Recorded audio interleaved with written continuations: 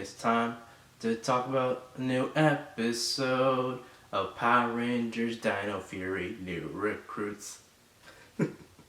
Oh, bad singing and corny starts to the episode aside. Good morning, good evening, good afternoon. I don't know where y'all are, but it's morning over here, and I decided to start my morning off with something great. So, let's discuss episode 4 of Power Rangers Dino Fury New Recruits.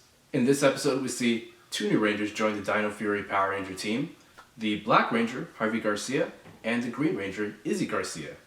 Now, what makes these two great for me, and I love these two, like they are absolutely great, is the fact that they're siblings, and they utilize the sibling dynamic very, very well throughout the episode. Once we actually, I'm going to kind of skip around in the episode here, so it won't really be like a linear structure too much, but once they actually become Rangers, well, before they become Rangers, when Javi steals the Nephrite orb to go take it to a safe location, and Izzy goes in to check with her father, was it Sheriff Garcia? Which, oh, it's so nice to see that we have another father figure in the series and people with actual parents or parental figures. I'm excited to see what they do with the dynamic between those three and how Garcia plays into future Ranger business in future episodes. But when she goes to go check on Warden Garcia, he mentions that that Javi stole the orb, and he'll let the Rangers know, or he'll call the hotline when they when they find, or when he knows where Javi is. So her concern by her brother's whereabouts in that scene was really nice, and her knowing her brother well enough to know that he goes to a very specific location when he needs his me time is also really good as well. I also like how protective she is. Simon Bennett mentioned that even though it seems like Izzy would be the older of the two, she's actually the youngest Ranger on the team. She's the only one who's still in high school. And when the Rangers and Izzy finally get to a location where Javi is, we see that Izzy immediately throw her javelin, again utilizing a skill that she learned earlier in the episode when Zeta was interviewing her. He taught her how to throw the javelin farther, and that paid off twofold in this episode. One, it paid off when she threw the javelin to kind of protect Javi from the monsters that had him surrounded, which was very nice. I enjoyed that. And later on, when she's actually finally morphed, she uses that to she uses her javelin skills to fight off the monster, and then she also uses it to kind of swing the sword that Javi tossed in her direction. And then she throws the sword at a tree, and that kind of sets up a nice little combo attack that she does with herself. And I like that. Moments that have payoff later in the episode. That's really good writing, and that shows the willingness to think further into the episode and really set things up, and that's enjoyable for me. Another thing that got let me back up a little bit. Let's go with a little bit of a linear time to kind of explain what's going on here. So the episode starts with Boom Tower being built by Void Knight, which was nice. I didn't expect Void Knight to be building things. And this season I thought it was going to be purely him getting Sporix Beasts. I assumed Boom Tower would be a Sporix Beast, so I was interested to see that he wasn't. And then Mucus pops in with a new Sporix Beast named Drachnarok. Yo, Drachnarok. The fact that they never let this man finish saying his name is hilarious. Like, I really enjoyed the running gag throughout this episode, where they didn't let him finish his name, and they kept calling him, what's his name, or that dragon thing, and I loved it. It was hilarious, and him being bothered by that was also hilarious. Again, comedy in this season is consistently on point, for the most part. We'll get to, for the most part, later on in the review. Hey everyone, Dr. Zero here again. In editing the review, I just realized I forgot to talk about what comedic moment did not work for me, personally. And that was the Jane and Jayborg moment. As I said in my previous episode, or the previous episode review for episode, I want to say 2, where it was the blindfold episode, I didn't mind, no, this was episode 3, sorry. I didn't mind Jayborg in that scene. It was Jane who bothered me. So in this episode, I was kind of weary, kind of thinking, okay, what's Jane going to do? Is she going to do something ridiculous? How's their dynamic going to play out in this scene? And I was surprised. I was really surprised because I actually liked Jane in this episode. Jane had one ridiculous moment where it was a scene where Jayborg was reporting on the on what was going on at the museum, and Jane is typing into a teleprompter so that Jayborg knows what to say. I like the fact that Jane corrected Jayborg's tone, so it wasn't so robotic and it came off as more natural. That was really good. Like I thought that Jayborg would initially just have it down pat because she's a robot and she would have it programmed into her. I think on the initial viewing, I actually didn't like that, but going back to the episode, I'm like, you know what? That's not bad. I don't mind that at all. But yeah, so that part was pretty nice. But Jane ends up messing up because she drops some coffee or some type of drink that she's drinking on the keyboard, which leads to hijinks where Jay Borg just starts saying random vowels and whatnot. And I didn't mind that. I didn't mind that mostly because, again, like I mentioned earlier in the review, it's good when you use something earlier in the episode to set up something later. And this is exactly what the purpose of this scene was. Jayborg reporting on the scene, reporting that Javi is the one who got the orb to safety, is eventually what leads him to getting the job. Even though he failed overall his goal of, getting an actual story on the orb, he still showed heroics and whatnot, and Jane liked that, and it ended up with him getting the job, and hopefully, my man gets to save up and get his keytar later on. But the thing I didn't like was at the end of the episode where Jayborg is reporting on a different thing at some electrical facility, and she touches the wires and she starts going all haywire. Her hair starts messing up, and she starts again saying, I think she was saying gibberish stuff again. I mean, I didn't really like this part. I feel like one Jane and Jayborg scene was good enough because it actually had payoff later on in the episode, whereas this one didn't really feel like it really needed to be here. Like I don't understand why this was here, but that's just my opinion. But that was the scene that didn't work. This earlier scene, both Jane and Jayborg were pretty good in it. Like I didn't mind it at all. But anyway, back to the review. But anyway, so they go off because they need to find the Nephrite orb to finish powering up what's his face, Boom Tower. So we skip over to Buzz Blast, and Amelia, Ollie, and Zato are over there because they want to get Zato a job as a reporter. I'm not too sure what the thought process was behind this. Zato seemed to be managing pretty well without being employed. Maybe they're using that to kind of help him be acclimated to the city or whatever, or acclimated to this time, or have a reason to kind of snoop about and get scoops on Spork Speed's locations. But that's all stuff that Amelia could do herself. I guess having another person there might help them out on the team, but I don't know. I'm just kind of guessing here. Um, but there's a part like I enjoyed Amelia using Zato's Ranger experience and tying that into ways that he could kind of spin that into experience for the actual job itself. I don't know about being a Zord pilot being a fashionable thing. Like, I would love to know the thought process behind that, Amelia, but it was still funny nonetheless. And then, oh my god, Zato saying "cool, cool, coolio" was hilarious. Like the delivery there was super corny. I loved it.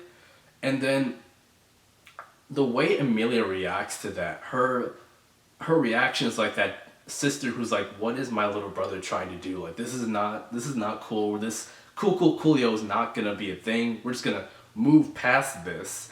And it's not until a few seconds later that you learn that it was Ollie who taught him that line. But when he says it, you can see Ollie in the background get this like really big smile on his face because he's all proud that you know he's proud that Zato's using this line, and he's excited to see Amelia's reaction. And then once Amelia actually says that this is not going to happen, this is not a cool thing to say, no one says this. You can see that smile fade from Ollie's face. Like he's disappointed that didn't get the reaction that he wanted. I love that, and then he tells Zato, don't tell anyone I told you this. We'll just keep this between the two of us.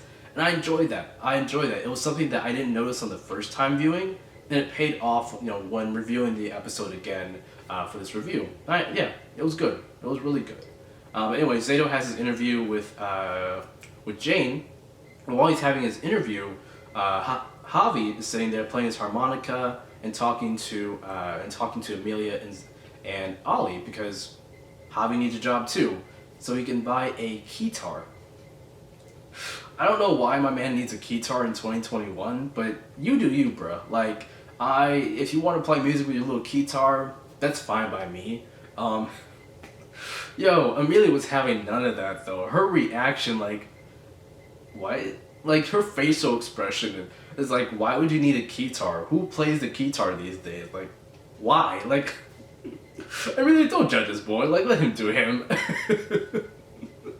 But anyway, that was funny. Again, comedy's on point. But anyway, for the final test, Zato and Javi each have to go prove themselves as reporters. So Javi has to go to the museum and do a story on the Nephrite orb. Meanwhile, Zato has to go interview the top teen athlete in the state, who is, coincidentally enough, Izzy Garcia. So that was a nice little way to kind of get us, in separate directions, so we can converge later on in the episode. Izzy's great. Izzy is absolutely great. Her being a track athlete was pretty. I wasn't expecting that. I do want to see where they take that, later on in the season. Like, I want to know if her being an obvious high schooler is going to pose any problems for the team. Like, is she going to have to skip out on ranger duties because she needs to do homework, or is she going to have like track meet or something like that? And then she'll have to skip out on the track meet or skip out on ranger duties to go to the track meet. Like, I want to see that. Like, I'm actually interested in seeing how the high school element will coincide or will play against the ranger element here. And it's only interesting because we only have that one ranger who's still in high school. No, trust and believe, I would not be interested in this if it was the whole team in high school, because I wouldn't really trust them to actually go that deep into it. But with just being one ranger in it, I wouldn't be surprised if they actually brought this up at least not just once, but maybe even twice later on in the series. But yeah, and then Zato teaches her how to throw a javelin a little farther. After that, we go back to Javi, who's at the museum on this story, and then Boom Tower, Drakenrock, and Mucus teleport in. I didn't notice this on the first viewing either, but when they teleport in, Mucus says, "and scream," and then everyone in the museum starts screaming. And I like that. I like that a lot. Mucus is corny. Mucus can do whatever she wants to, as far as I'm concerned. But, Mucus is funny as hell. Mucus keeps making me laugh episode after episode, and I enjoy it.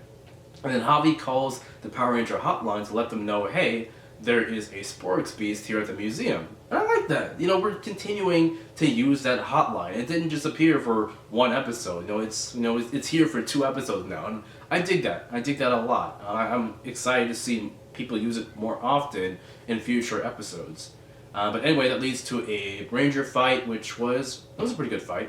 Nothing too exciting happened in the Ranger fight, but Boom Tower and them did get the orb, and there's no reason why they couldn't have immediately teleported back to Area 62 with the orb. I didn't really understand. I mean, I understood it because they needed to continue with the episode, but I don't know. Anyway, I like the fact that Warden Garcia shows up to challenge Boom Tower and them, and my man immediately gets knocked on his ass. Like, my man saw Power Rangers Time Force and did not take any lessons from the conflict between Mr. Collins and Rancic. But he's a good father. He is a really good father, and I enjoyed that. Side note, so if that seems out of place that Warden Garcia, of all people, would show up on the scene first to confront Boom Tower and everyone else, it is, because Warden Garcia was initially penned as a sheriff. Like, he was supposed to be a sheriff, but Simon Bennett confirmed that, due to Black Lives Matter, they thought, okay, let's change him from a sheriff into a park warden. I'm not sure if I mentioned that in a previous review, but I just want to get that out there. And yeah, Black lives do matter. I appreciate that. Thank you, Simon Bennett and the team, for making that adjustment. That was cool. It wasn't something I would expect from Power Rangers, so I appreciate that a lot. Thank you. Like, really, from the bottom of my heart, thank you. But yeah, Garcia gets knocked on his ass, and then that leads them to taking him to the hospital, and Zato teleports him, or they all teleport with Warden Garcia to the hospital, and I didn't expect that. I don't think we've ever had a situation where a ranger teleported with a human being who wasn't directly involved in ranger business to another location. I liked it. I would have liked even more to see Warden Garcia's reaction to being teleported, because I liked seeing Amelia and Ollie's reaction. Now, it was funny, but I guess we already did that joke, so we're not gonna beat the dead, or was it beat the dead horse? So I understand why they didn't go back to that. But yeah, then Izzy shows up. It's revealed that that's her stepdad and everything. They go back to Ollie or Javi's secret location. They fight the Sporix beast, and Javi smashes the orb, and then revealing the black and green Dino Fury Ranger keys. So Javi and Javi and Izzy obviously take the keys and they get transformed into Rangers, and Izzy has a skirt, which makes sense. We saw Zato's Green Ranger back in the prehistoric times had a skirt as well, which was interesting at the time because the Ryusou Green from Kishiuryu Sentai Ryu Soldier didn't have a skirt because it was a male person, so they changed it to a female ranger for Dino Fury, so they had to actually add in the skirt. So it's like we were wondering, how's it going to play into scenes where they're using Sentai footage? Are they just going to scrap that and film American footage with Izzy wearing a skirt, or what's that going to look like? And so it was great because Izzy, immediately after they morph, Izzy's like, hold on, give me 1 second. And she just tears off the skirt. She's like, yeah, skirts aren't really my thing. And I love that.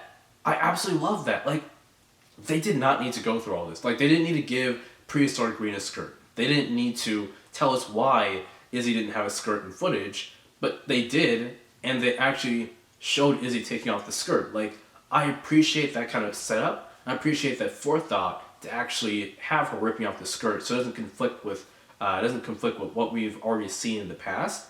That was nice. That was really nice, and I enjoyed that payoff. I also enjoyed the Ranger fight because that was really, really good. Like, seeing the synergy between Javi and Izzy was really nice. Again, that sibling dynamic is good. During the fight, Izzy checks in on Javi to make sure that he's okay, and I enjoyed that. Again, Izzy has that big sister mentality for Javi, and I like that. Like, Izzy obviously loves her older brother, and I'm hoping that we see, I'm hoping we see Javi reciprocate that love in future episodes, because, it's obviously he does love her. Like, I'm not saying that I expect him not to love her, but I wasn't really feeling that from his actions in this episode, so I definitely want them to focus a little bit more on that in, future installments. But yeah, Izzy's fights especially were really good. Like, the fact that she immediately tossed her sword to Javi for him to use, I liked him using the dual sword action there, and then her switching over to a javelin, because the javelin is what she knows. She's a track athlete, she's a javelin star. It makes sense that she would use a javelin instead of this first fight until she has proper training to use a sword. I like that, and I fully expect the next episode to have some sort of training scene with them, her learning how to, properly maneuver around a sword. If not, them starting off with that in the episode. And I'm here for it. I'm very excited for that moment. But yeah, her using the javelin was nice, and her spinning the javelin and tossing it at Boom Tower was nice, and Boom Tower's comment to stop doing that was good too, because just a few minutes earlier, she threw the fucking javelin at her. Like, come on, bruh. And then her throwing the javelin at the tree, and then running up the tree and grabbing it, and just kind of hanging out there with that little pun. I enjoyed that. But anyway, there was a scene where Boom Tower said, or no, Izzy says that they're vibing together. Boom Tower's like, ew, vibing with a teenager?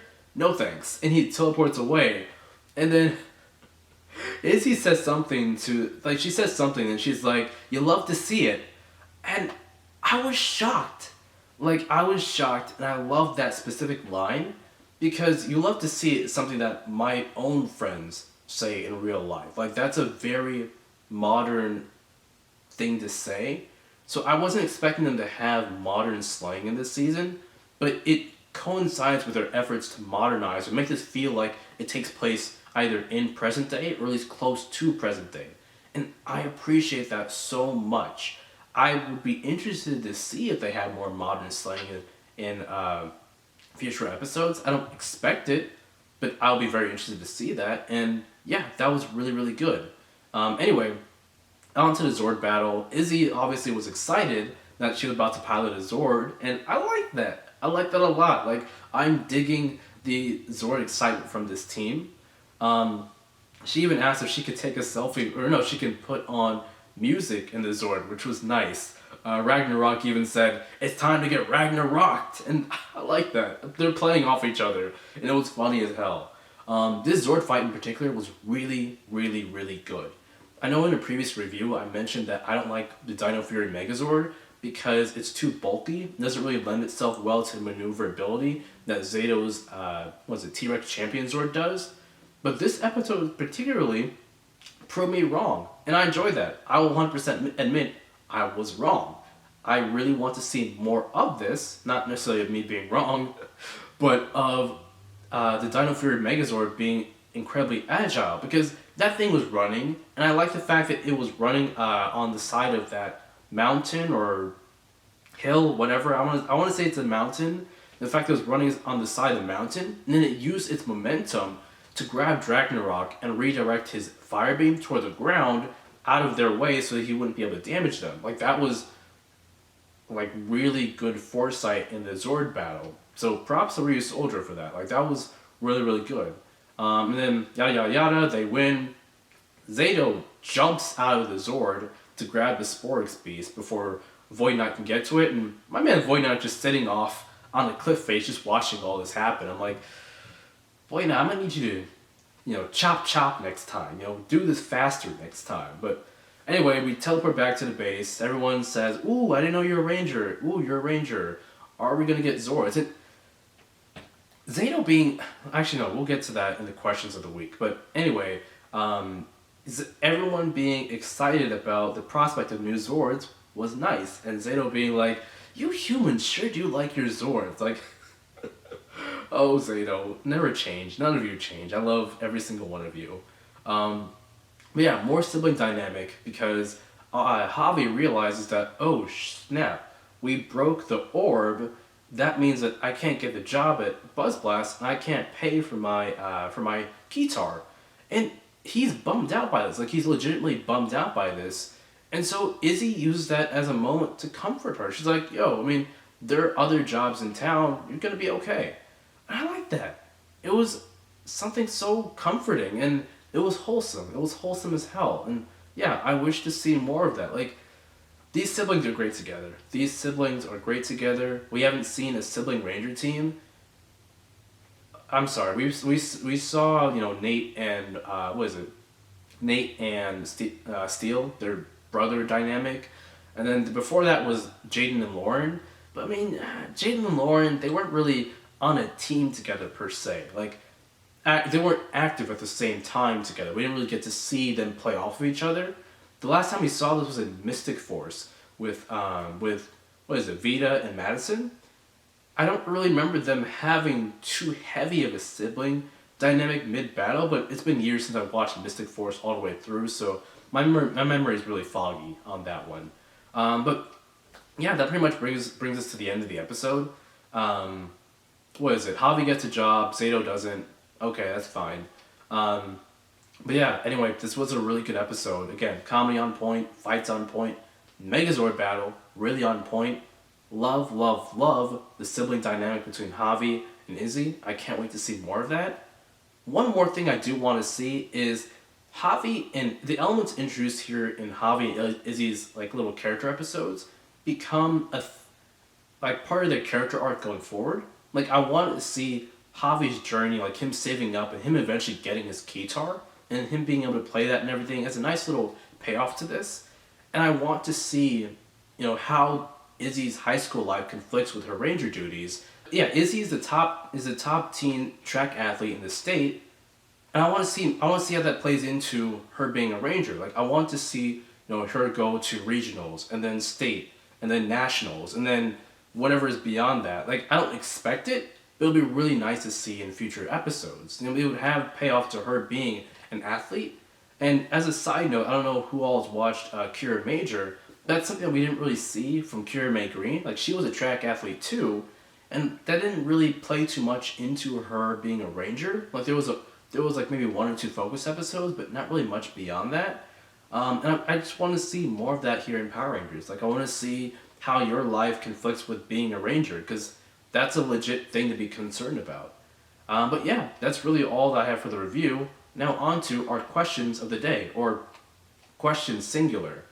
So we see that Zato makes a comment that he didn't realize that the green and black Dino Fury keys weren't lost or whatever, or destroyed or something like that.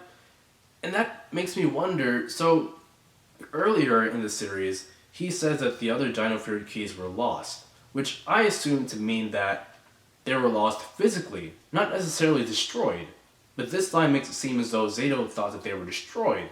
I'm trying to figure out, which I mean, it kind of makes sense because there was the whole, meteorite happening and that killed off all the dinosaurs and yada yada yada. It makes sense. It makes sense if they think that the keys were destroyed, and maybe even the Zords. But it makes me wonder, have they not searched for the keys at all? Like, so long, what have you been doing this whole time? Like, why haven't y'all been, like, I want to see some tangible proof that they've gone to the efforts of searching for the other Dino Fury keys. At least let us see that, okay, now Zato knows that those 2 keys weren't lost. We know that there's a Gold Ranger out there somewhere. Let us have a scene where Zato and them are actively, doing something in the base to set up scanners to try and figure out, okay, if these 2 keys are still here, where's the Gold Ranger key? Is that still here as well, or was that actually destroyed? Like, I want them to have some physical confirmation of that, in addition to confirming the fact that the Zords are out there as well, because they have to be out there. We know as viewers that the Zords are somewhere there. I want to see them search for that. Like, that'll be very enjoyable. But anyway, that's really all I have for today. Again, a great episode. I can't wait to see more. The whole team is together now, so we've gotten to the point where we've hit the status quo. And as always, Power Rangers kind of hits a slump after that, except for RPM. RPM kept up its momentum after introducing all the Rangers. I want to see if Dino Fury can keep up its momentum as well, and doesn't fall into that status quo. I mean, it's not to say that it wouldn't be good, like the season wouldn't continue being good if it didn't, but I want to see it continue being great. Like, that's the main distinction there. But we'll see how this all plays out in future episodes. Anyway, let me know what y'all think about the comment section below. And as always, stay masked up. Have a good weekend. Have a good day, week, whatever. Stay safe and have a good day. Bye.